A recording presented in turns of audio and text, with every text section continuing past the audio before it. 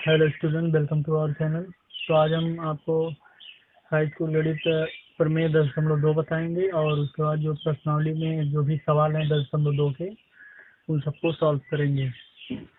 तो सबसे पहले हम प्रमेय के बारे में जान लेते हैं कि प्रमेय है क्या। बहुत इंपॉर्टेंट है ये प्रमेय, क्योंकि बिना इसके जाने हम एक्सरसाइज 10.2 में कोई भी सवाल सॉल्व नहीं कर सकते, क्योंकि इसी थ्योरम के आधार पर जितने भी सवाल हैं 10.2 प्रश्नावली में वो सभी सॉल्व किए जाएंगे। तो अब देख लेते हैं पहले इस प्रमेय का कथन क्या है। तो इसका कथन ये है, स्टेटमेंट इसका ये है कि किसी वृत्त के अगर किसी बाह्य बिंदु से स्पर्श रेखाएं खींची जाती हैं तो उनकी लंबाइयां बराबर होती हैं। तो वृत्त के बाह्य बिंदु से वृत्त पर खींची जाने वाली स्पर्श रेखाओं की लंबाइयां बराबर होती हैं। तो मान लेते हैं हम इसको प्रूव करते हैं। हम डायरेक्टली प्रूव करेंगे इसको, कोशिश यही करेंगे कम से कम समय में इसको समाप्त कर दें। तो एक वृत्त है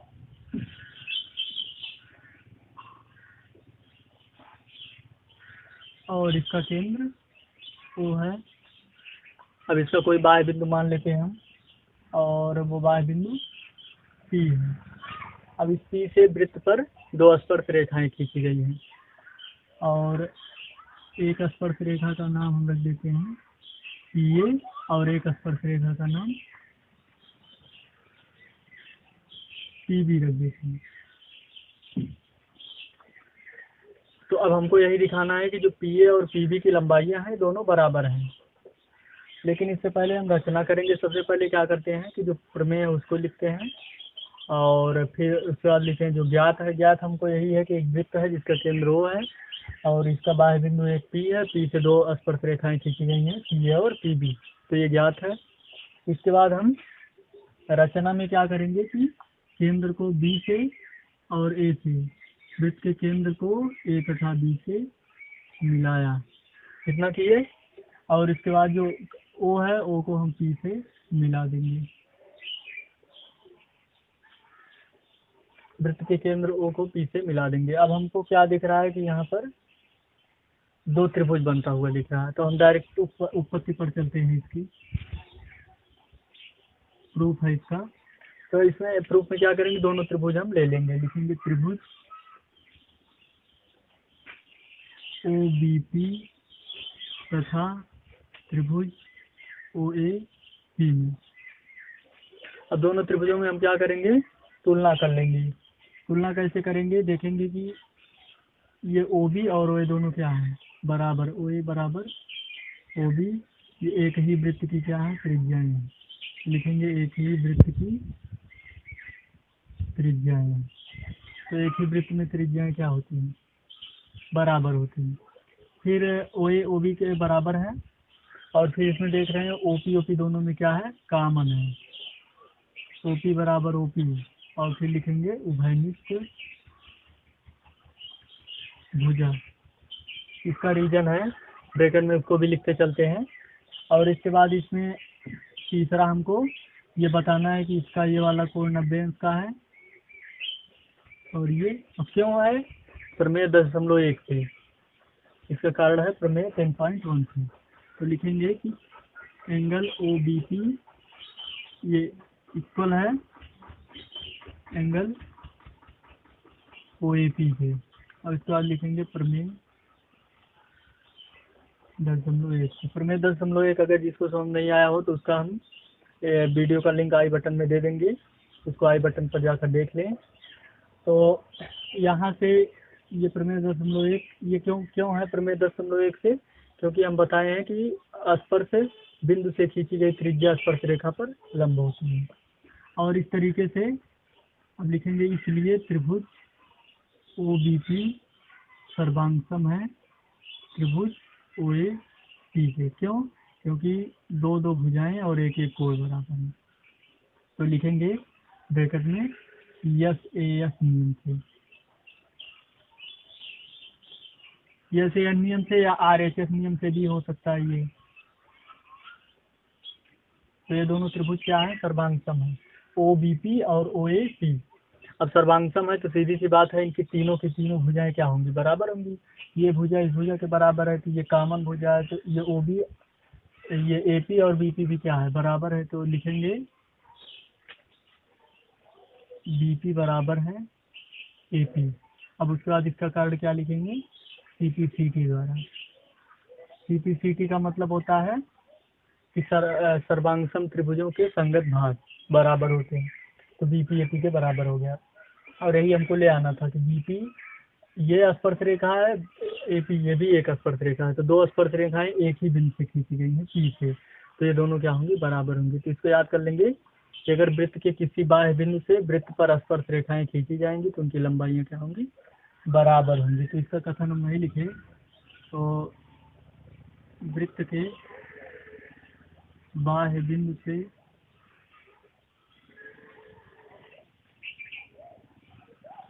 खींची गई स्पर्श रेखाओं की लंबाइयां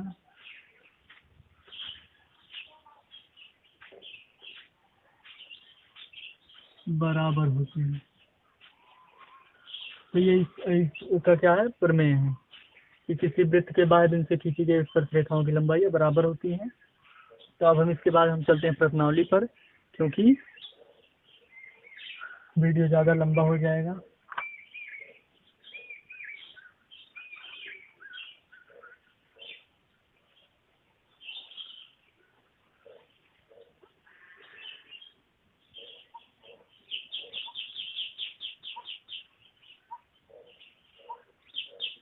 तो अब हमारी कोशिश यही रहेगी कि एक ही वीडियो में पूरे एक एक्सरसाइज को सॉल्व कराया जाए, क्योंकि बार बार छोटे छोटे वीडियोज में बनाने से दिक्कत होती है समझने में, और बार बार अपलोड करने में भी समस्या होती है।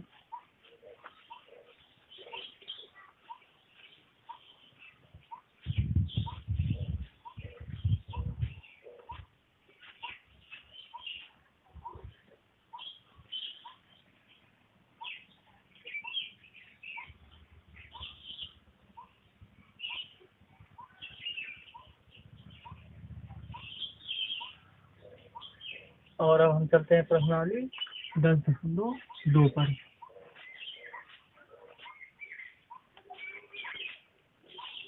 तो प्रश्नावली 10.2 का पहला सवाल देख लेते हैं।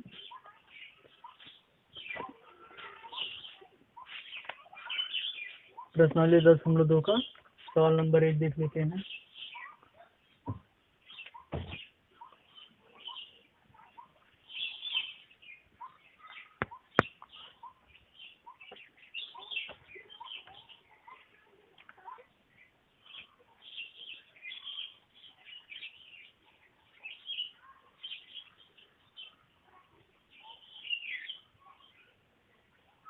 तो सवाल है, एक बिंदु क्यू से वृत्त पर स्पर्श रेखा की लंबाई 24 सेंटीमीटर, क्यू से केंद्र की दूरी 25 सेंटीमीटर है, तो वृत्त की त्रिज्या है। तो इसको हम पहले बना लेते हैं। इन सवालों में हमको करना क्या है कि सबसे पहले जो कहेगा उसको हम बनाते चलेंगे। तो एक वृत्त बना लेते हैं पहले हम।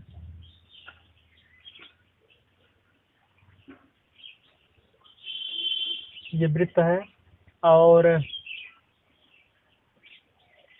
इसका केंद्र ओ मान लेते हैं हम, और इसका एक बाह्य बिंदु क्यू है यहाँ।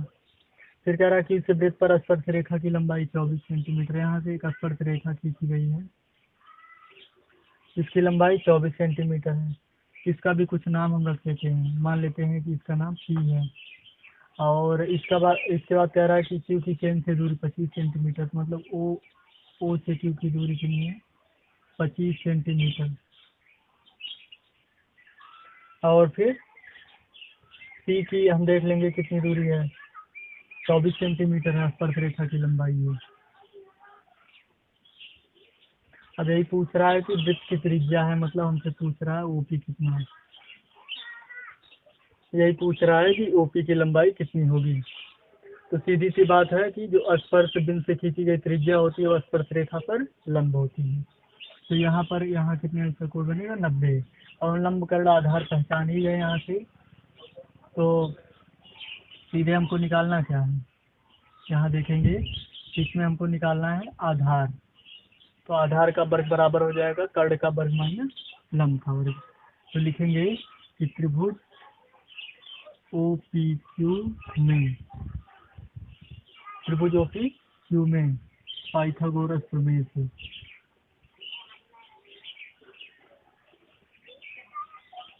पाइथागोरस का प्रमेय लगा देंगे। और पाइथागोरस का प्रमेय होता है कर्ण का वर्ग बराबर लंब का वर्ग प्लस आधार का वर्ग, यानी कि OQ का स्क्वायर बराबर होगा PQ का स्क्वायर प्लस OP का स्क्वायर। लेकिन OP का स्क्वायर हमको निकालना, तो OP का स्क्वायर बराबर हो जाएगा OQ square minus PQ square. और OQ स्क्वायर हो जाएगा 25 का स्क्वायर माइनस PQ हो जाएगा 24 का स्क्वायर। तो OP स्क्वायर बराबर हो जाए 25 का स्क्वायर होता है 625, 24 का स्क्वायर होता है 576, और फिर OP स्क्वायर बराबर हो जाएगा ये 49 आएगा। तो OP बराबर यहाँ से क्या आ जाएगा 7 सेंटीमीटर। तो इस तरीके से हम इसको निकाल लेंगे। और इसमें ऑप्शन ए है 7 सेंटीमीटर। तो ऑप्शन ए को हम सही टिक कर लेंगे। इस तरीके से इस सवाल को हम लगा देते हैं। और इस बार सवाल नंबर 2 देख लेते हैं। सवाल नंबर 2 है कि यदि TP PQ, इसमें बना है ये, पहले इसको बना लेते हैं तभी सॉल्व होगा ये अच्छे तरीके से। तो कह रहा है कि पहले बना लेते हैं। इसका बाह्य बिंदु यहाँ T है, और फिर T से वृत्त पर 2 स्पर्श रेखाएं खींची गई हैं।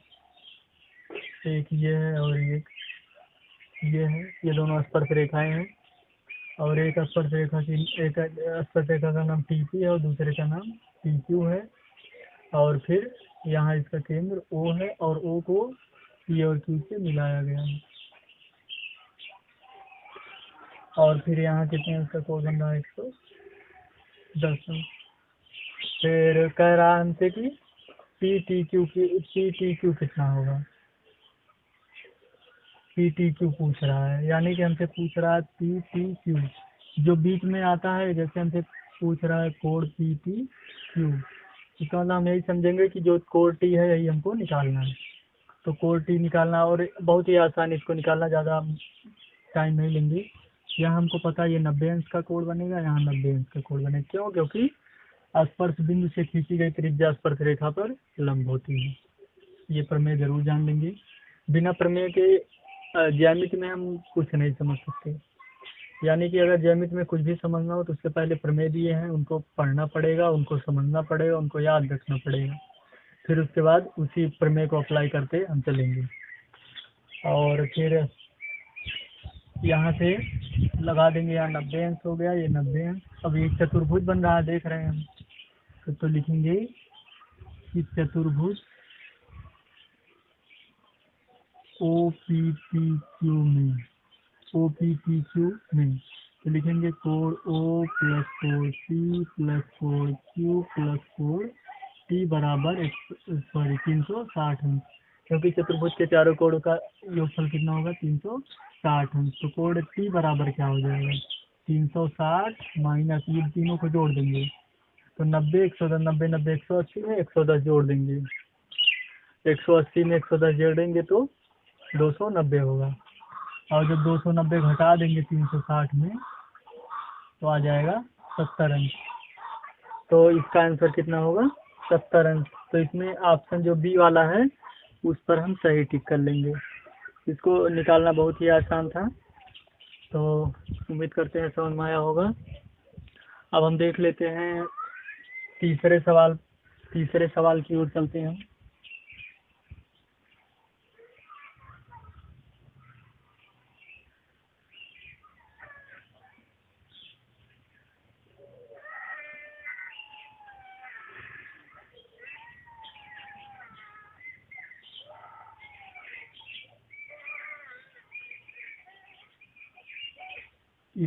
इसमें यह ऐसी एक प्रश्नावली है जिसके सवाल परीक्षा में जरूर पूछे जाते हैं। हर साल पूछे जाते हैं, और हम कुछ सवालों को इसमें चिन्ह लगवा देंगे जो कि परीक्षा की दृष्टि से बहुत ही महत्वपूर्ण है। तो अब हम सवाल नंबर देख लेते हैं 3।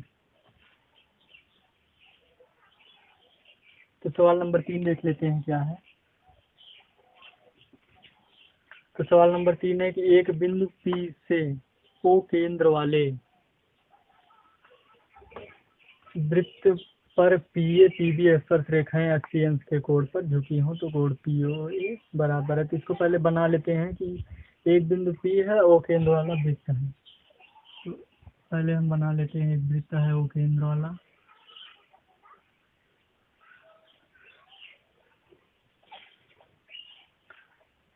और एक बिंदु P है। P से O केंद्र वाले वृत्त पर दो स्पर्श रेखाएं PA और PB 80 अंश के कोण पर झुकी है। तो हम दो स्पर्श रेखाएं यहाँ से खींचते हैं P से, और ये PA और PB, यहाँ A है और यहाँ पर B, और ये दोनों कितने अंश पर झुके हैं, 80 अंश। फिर कह रहा है कि कोण POA बराबर होगा,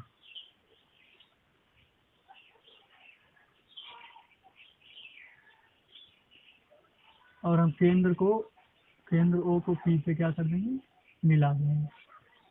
तो यहाँ पर ये पूछ रहा है, यही वाला कोण हमसे पूछ रहा है, ये कोण कितने अंश का, यही पूछ रहा है हमसे कि कोण POA कितने अंश का है। और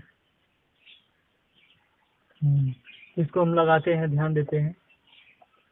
तो इसमें क्या हो रहा है कि यहाँ हमको कंफर्म है कि ये वाला कोण कितने अंश का होगा, 90। यहाँ वाला कोण कितने अंश का होगा, 90। अब ये 90, अब ध्यान देंगे कि अगर हम इन दोनों त्रिभुजों को सर्वांगसम प्रूफ कर दें तो सब कुछ सही हो जाएगा। ये जो दोनों त्रिभुज हैं, ये दोनों हमको पता है कि सर्वांगसम है। क्यों है, क्योंकि दोनों में ये कॉमन है, ये, तो जब कॉमन है तो इसका मतलब इनका ये, इसका इन दोनों त्रिभुजों का ये वाला कोण क्या बराबर, मतलब पूरा 80 है तो ये 40 होगा, ये भी 40 होगा। ये 90 पहले से है, और यहाँ वाला जो कोण है हमको निकालना है। तो सीधी बात, ये 40, ये 90, 9 4 13 130, और उसके बाद 130 में अब इसको लगा लेंगे बहुत ही आसानी से। तो लिखेंगे कि इसको हम सिद्ध कर चुके हैं कि OAP और OBP सर्वांगसम है। तो लिख देंगे पहले कि ट्राइंगल OAP कॉन्ग्रुएंट है ट्राइंगल OBP की। तो इसका क्या मतलब होगा, इसका मतलब यही होगा कि जो कोण APO है, इसलिए एंगल APO बराबर होगा एंगल BPO के। इसका मतलब ये पूरा 80 है, तो ये 40 तो कोण APO कितने अंश का होगा, 40 अंश का होगा। ये भी BPO भी कितना होगा, 40 अंश का। तो लिखेंगे कि कोण APO बराबर 40 डिग्री, ये 40 अंश का। अब हम लिखेंगे कि त्रिभुज OAP में, तो लिखेंगे कोण O प्लस कोण A प्लस कोण P बराबर 180। वैसे हम ध्यान देंगे कि इसको हम अच्छे तरीके से लिखना होगा। तो लिखेंगे POA AP OAP और APO। तो कोण O हमको यही निकालना है, और फिर इसको हम पूरे में लिख देते हैं तो ज़्यादा सही रहेगा, क्योंकि बाद में कंफ्यूजन हो सकती है। कि कोण POA प्लस कोण OAP प्लस कोण APO बराबर 180 है, क्योंकि जो बीच में होता है वही कोण होता है। इतनी बात समझ में आ रही होगी। तो हमको निकालना क्या है कि जो बीच में O है, यही वाला निकालना है। तो कोण POA बराबर हो जाएगा, इन दोनों कोणों को जोड़ के घटा देंगे 180 में से। दोनों कोण 9 4 130 होगा, तो 180 माइनस 130 तो कितने अंश का होगा, 50 अंश। तो इसका आंसर होगा 50। तो इसको सॉल्व करना बहुत ही आसान था। तो सबसे पहले हम चित्र बना लेंगे और उसके बाद तुरंत इसको हम सॉल्व कर देंगे। और इसके बाद हम सवाल नंबर 4 देख लेते हैं। तो इसको तो हम बिना कलम उठाए भी लगा सकते थे सीधे देख कर, लेकिन हम थोड़ा डिटेल से पढ़ लिए ताकि इस टाइप के सवालों को लगाने में आसानी हो। तो ये इम्पॉर्टेंट है जो अब बताने चल रहे हैं, ये परीक्षा में भी आ सकता है, इसकी संभावना है, पूरी संभावना है, ये परीक्षा में आ सकता है। और यह है कि सिद्ध कीजिए कि किसी वृत्त के व्यास के सिरों पर खींची गई स्पर्श रेखाएं समांतर होती हैं। तो हमको सिद्ध क्या करना है, चौथा सवाल है कि व्यास के सिरों पर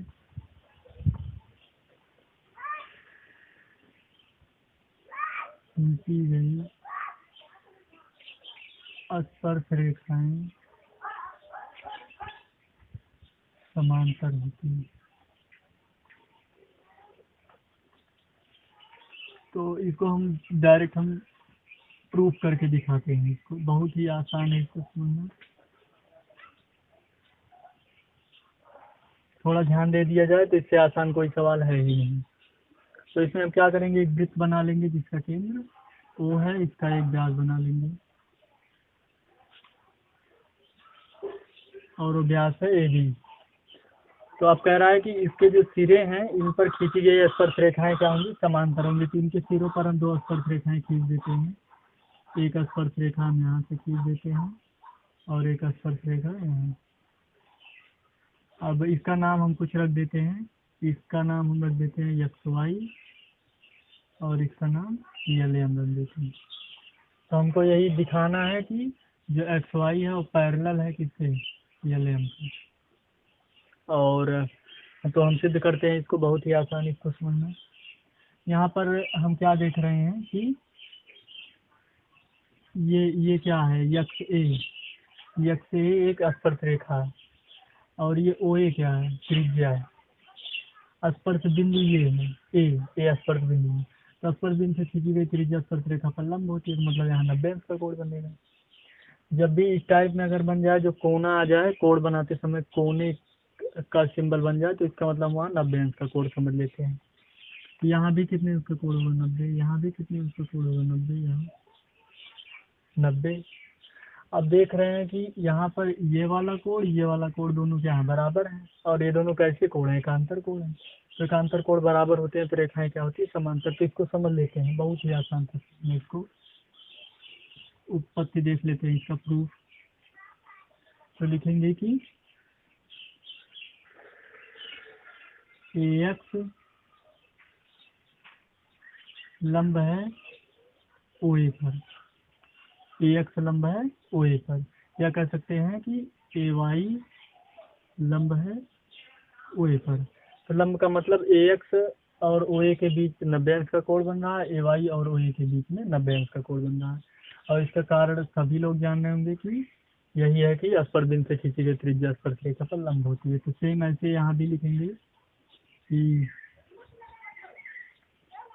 LB लंब है OB पर, फिर कामा MB लंब है OB पर। इसको भी लिख सकते हैं हम। और फिर ये लिख देंगे कि XAB, लिखेंगे कोण XAB बराबर कितने अंश का होगा, 90 अंश का, क्योंकि लंब है। और फिर ये बता देंगे कि MBA, कोण MBA कितने अंश का, 90 अंश का। यहाँ ये वाला कोण मतलब देख लेते हैं, XAB और MBA 90 अंश का कोण है। और फिर लिखेंगे प्रमेय फर्स्ट से, प्रमेय 10.1, प्रमेय 10.1 बताया जा चुका है। तो अगर ये दोनों कोण और ये दोनों कोण क्या है, बराबर हैं।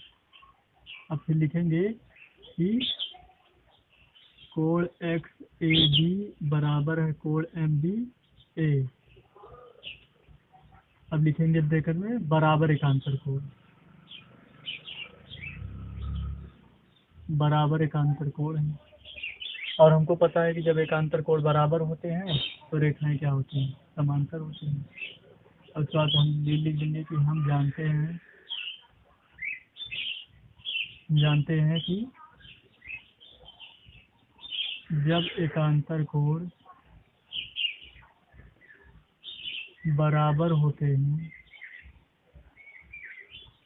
तब रेखाएं समांतर होती हैं। तो लिखेंगे इसलिए एक्स वाई पैरेलल है यल एम के। इस तरीके से हम यहाँ से ये भी सिद्ध कर सकते हैं कि यल बी ए ये बराबर है वाई ए बी के, और उसके बाद फिर बता देंगे कि ये बराबर एकांतर कोण है, एकांतर कोण बराबर होते तो रेखाएं समांतर होती हैं। तो इस तरीके से हम इसको प्रूफ कर देते हैं, और ये मोस्ट इम्पॉर्टेंट है, इसको नोट कर लेंगे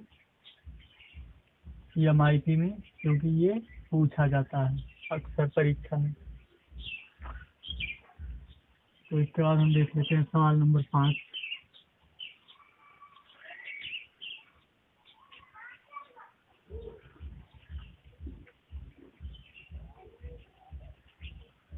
सवाल नंबर 5 हम देख लेते हैं।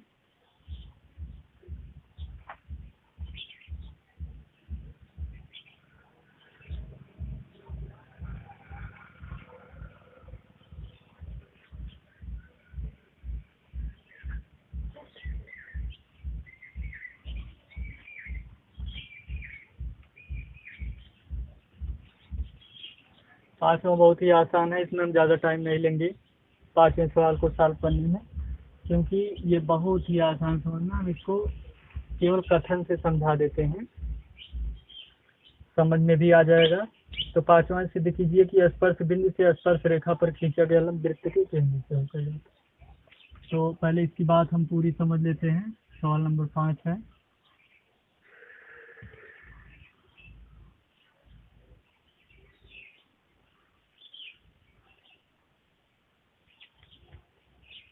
तो मान लेते हैं ये क्या है, स्पर्श रेखा, और ये वृत्त है, इसका केंद्र है, और ये क्या है, स्पर्श बिंदु है। जहाँ स्पर्श रेखा वृत्त को टच करती है उसी को क्या कहते हैं, स्पर्श बिंदु।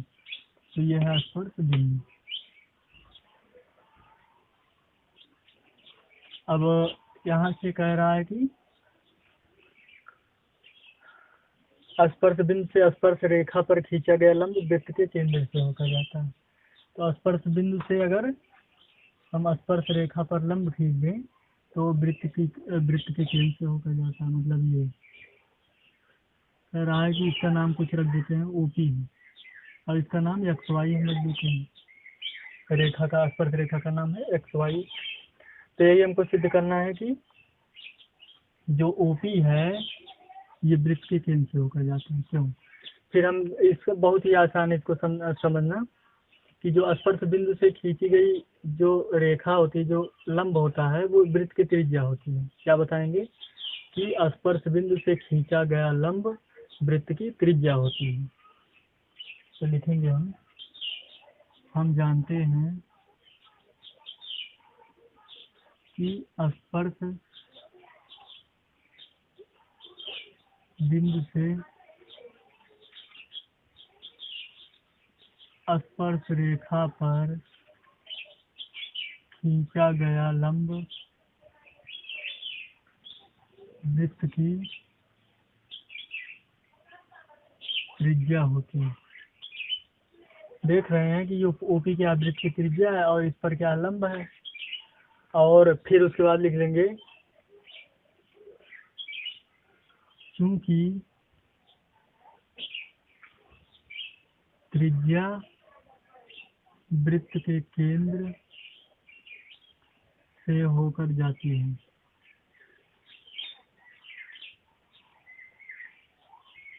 क्योंकि त्रिज्या वृत्त के अब चूंकि जो स्पर्श बिंदु से खींचा गया, स्पर्श रेखा पर खींचा गया लंब है, वृत्त की त्रिज्या है, तो त्रिज्या कहाँ से होकर जाएगी, वृत्त के केंद्र से।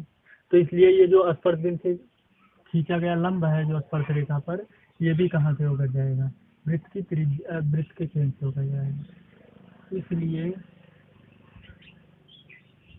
वृत्त के स्पर्श बिंदु से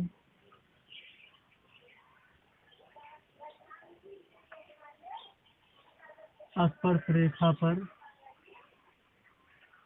खींचा गया लंब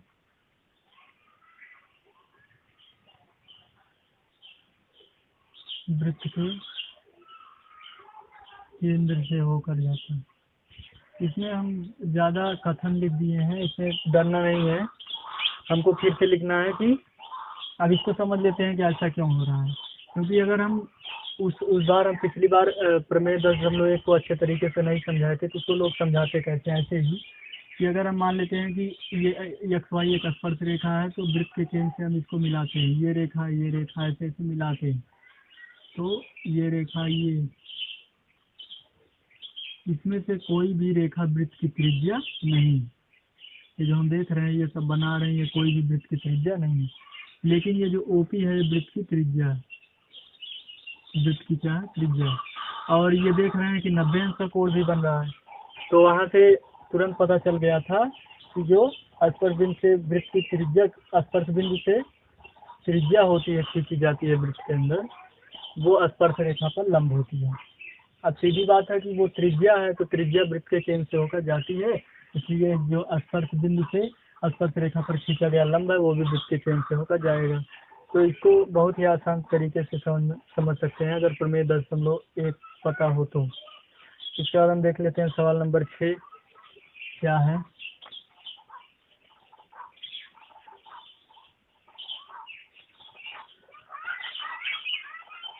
तो सवाल नंबर 6 पर हम देखते हैं क्या है ये।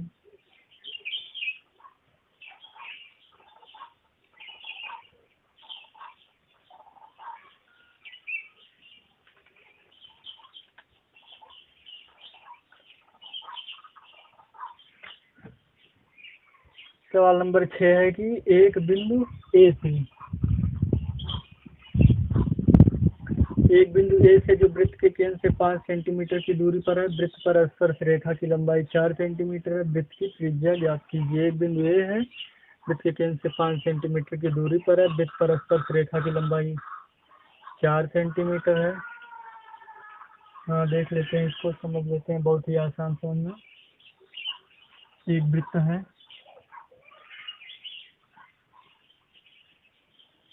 और इसके बाहर एक बिंदु ए है, वृत्त का केंद्र ओ। तो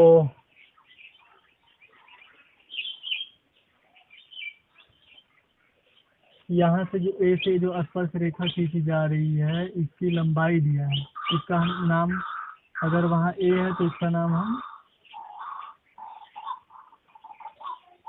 सी मान लेते हैं, इस बिंदु को। तो इसकी लंबाई जो स्पर्श रेखा की है 4 सेंटीमीटर, और फिर कह रहा है कि जो केंद्र से वो जो बिंदु है ए, उसकी दूरी 5 सेंटीमीटर है। मतलब केंद्र ओ से ए की दूरी कितनी है। जब तक हम सवाल को पढ़ते रहेंगे, उसको बनाते रहेंगे, उसके बाद लगाते रहेंगे, अच्छे तरीके से समझ आ जाएगा। फिर कह रहा वृत्त की त्रिज्या ज्ञात कीजिए, मतलब हमसे यही ओपी पूछ रहा है, बहुत ही आसान है कि मतलब ओ ए, यहाँ हमको पता है 90 अंश का कोण बनेगा, इसमें कुछ सोचना ही नहीं प्रमेय 10.1 से, क्योंकि स्पर्श बिंदु से खींची गई त्रिज्या स्पर्श रेखा पर लंब होती है। तो ये जो लंब है, तो यहाँ 90 अंश का कोण बनेगा, तो ये त्रिभुज कैसा है, पाइथागोरस प्रमेय लगा देंगे, तो लिखेंगे त्रिभुज ओ पी ए में पाइथागोरस प्रमेय से। तो पाइथागोरस का प्रमेय लगा देंगे तो क्या हो जाएगा कि ये हमको आधार का वर्ग निकालना, आधार निकालना है, तो हो जाएगा ओपी स्क्वायर बराबर, आधार का वर्ग बराबर हो जाएगा कर्ण का वर्ग, यानी कि ओ ए स्क्वायर माइनस लंब का वर्ग ए पी स्क्वायर। इतना तो जानते होंगे सभी लोग, आधार का वर्ग बराबर होता है कर्ण का वर्ग माइनस लंब का वर्ग। तो ओ ए स्क्वायर बराबर हो जाएगा 5 का स्क्वायर, ए पी स्क्वायर हो जाएगा 4 का स्क्वायर, तो ओ पी स्क्वायर बराबर हो जाएगा 5 का स्क्वायर होगा 25 माइनस 16, और ये हो जाएगा 9। तो ओ पी स्क्वायर बराबर 9, तो ओ पी बराबर 3 आ जाएगा। ओ पी स्क्वायर बराबर 3 का स्क्वायर कट जाएगा, तो ओ पी बराबर कितना आ जाएगा 3। तो वृत्त की त्रिज्या क्या है ओपी, तो ओपी कितना सेंटीमीटर 3। तो इस तरीके से हम इस सवाल को लगा लेंगे। तो ये सवाल बहुत ही आसान था। और अब हम देख लेते हैं सवाल नंबर 7। तो सवाल नंबर 7 क्या है कि संकेंद्रीय वृत्त। तो संकेंद्री वृत्त के बारे में हम पिछले वीडियो में हम बताए हैं, उसका लिंक आई बटन में मिल जाएगा, उसको जरूर देख लें कि संकेंद्री वृत्त क्या होते हैं। वृत्त के बारे में संपूर्ण संकल्पनाओं को हम उस वीडियो में बता चुके हैं। तो प्रश्न नंबर 7 देख लेते हैं। तो जैसे जैसे कहेगा हम वैसे वैसे बनाते चलेंगे। तो प्रश्न नंबर 7 है, दो संकेंद्री वृत्तों की त्रिज्या 5 सेंटीमीटर 3 सेंटीमीटर है। संकेंद्री मतलब एक ही केंद्र वाले दो वृत्त हैं और दोनों का केंद्र एक ही है।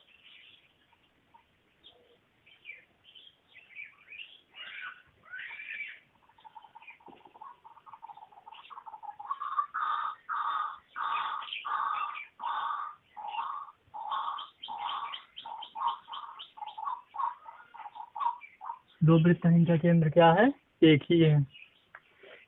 फिर कह रहा है कि बड़े वाले वृत्त की त्रिज्या 5 सेंटीमीटर है और छोटे वाले वृत्त की त्रिज्या 3 सेंटीमीटर है। तो कह रहा है बड़े वृत्त की उस जीवा की लंबाई ज्ञात कीजिए जो छोटे वृत्त को स्पर्श करती है। हाँ, तो हमको यही निकालना है कि इसकी ये ऐसी जीवा जो छोटे वृत्त को स्पर्श करती हुई जाती है, इसी की लंबाई हमको निकालनी है। इसका कोई नाम हम ले लेते हैं, इस जीवा का हम नाम रख लेते हैं ए बी। दिया नहीं है, ए बी रख देंगे। यही पूछ रहा है कि ऐसी जीवा की लंबाई निकालना है कि जो छोटे वृत्त को स्पर्श करती है। और यहाँ से हम क्या करेंगे, अब ओ को ए से मिला देंगे और ओ को बी से मिला देंगे और फिर ओ को इस पॉइंट पर एक का कुछ नाम हम रख देते हैं। इस पॉइंट को मान लेते हैं हम पी।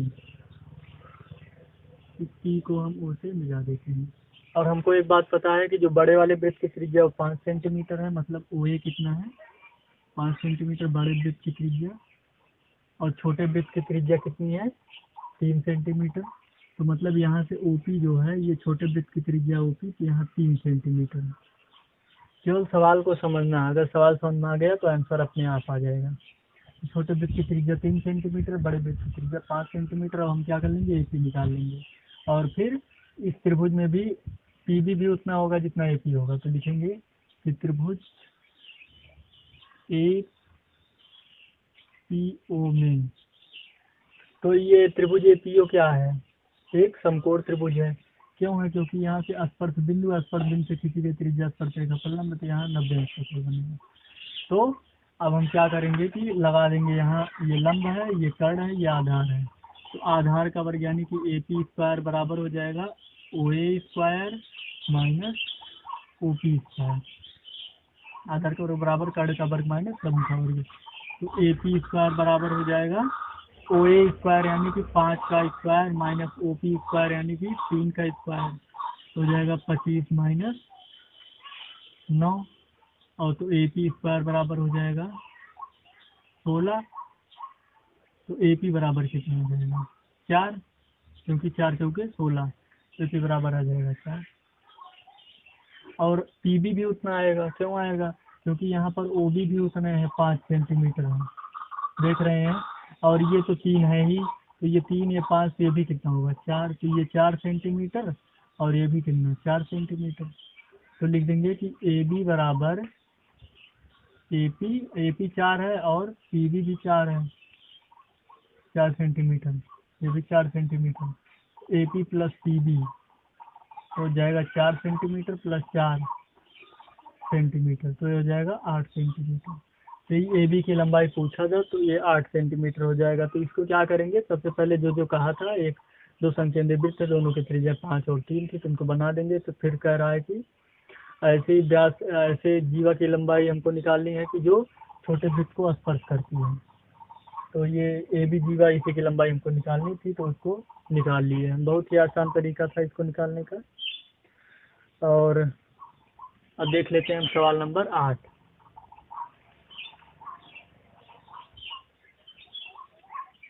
तो सवाल नंबर 8 देख लेते हैं।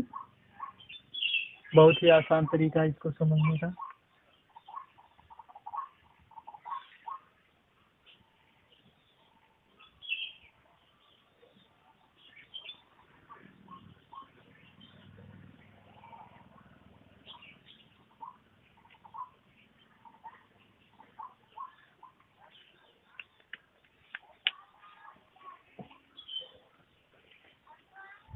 सवाल नंबर 8 क्या है कि एक वृत्त के परिगत एक चतुर्भुज ABCD खींचा गया है।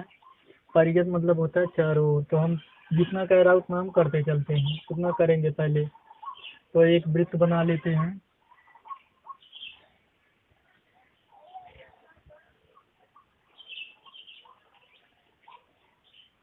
और कह रहा है उससे परिगत एक चतुर्भुज ABCD खींचा गया है।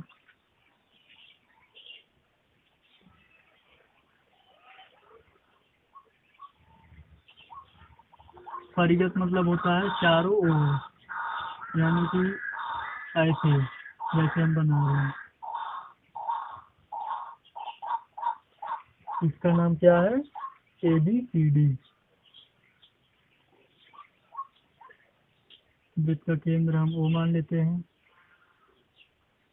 तो हमको क्या सिद्ध करना है कि AD प्लस CD बराबर AD प्लस BC। तो हमको सिद्ध करना है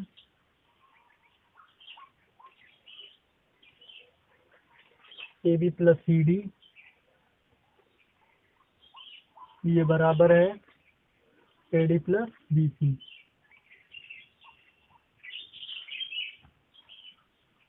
AB प्लस CD ये बराबर होगा AD प्लस BC।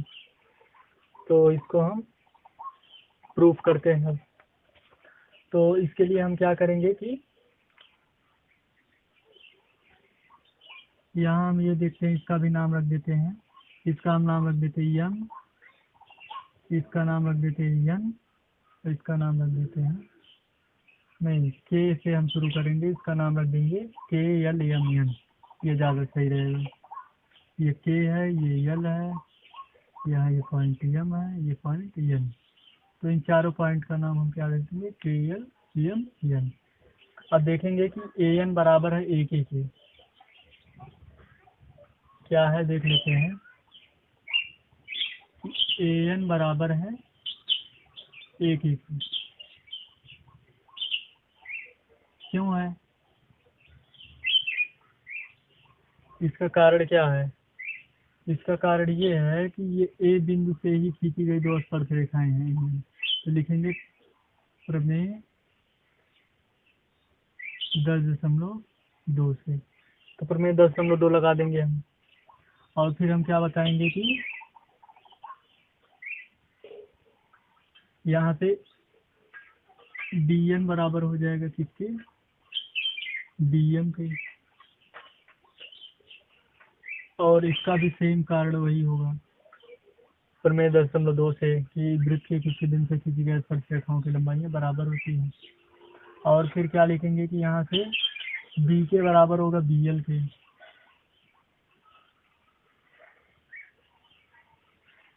B के बराबर हम लिख देंगे BL के, या फिर हम लिख सकते हैं कि इसका अपोजिट लिखेंगे, यानी कि BL बराबर हो जाएगा BK के।